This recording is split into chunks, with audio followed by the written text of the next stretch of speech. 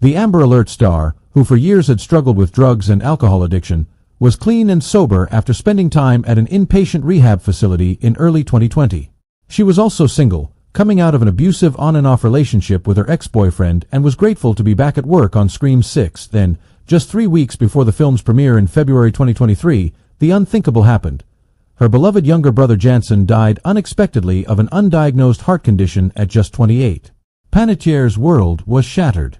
"He was my only sibling, and it was my job to protect him," she tells People in a new interview for this week's cover story. "When I lost him, I felt like I lost half of my soul." Panettiere, 35, soon decided she didn't want to leave the house, especially after being followed by photographers in the days after his death. "I had to see horrific paparazzi pictures of myself coming out of Jansen's funeral, which happened in a very private place, and it was shocking," she says. "My agoraphobia came out, which is something I've struggled with in the past." Compounding her grief, Panettiere's body physically reacted to the shock, and within days she became virtually unrecognizable. "I just ballooned out," she says of the rapid weight gain she experienced.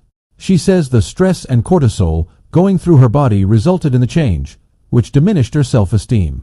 "I didn't feel confident to put on clothes and get out of the house, but I also knew that I needed to get out and keep moving or I'd never stop looking and feeling this way," she says. Adding, "It became a destructive hamster wheel of, do I feel good enough to go out?" She wanted to get back to work but had to find the courage to get out of her rut.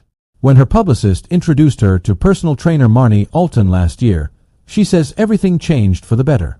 Panettiere started slowly training with Alton, with whom she shared an immediate trust and connection.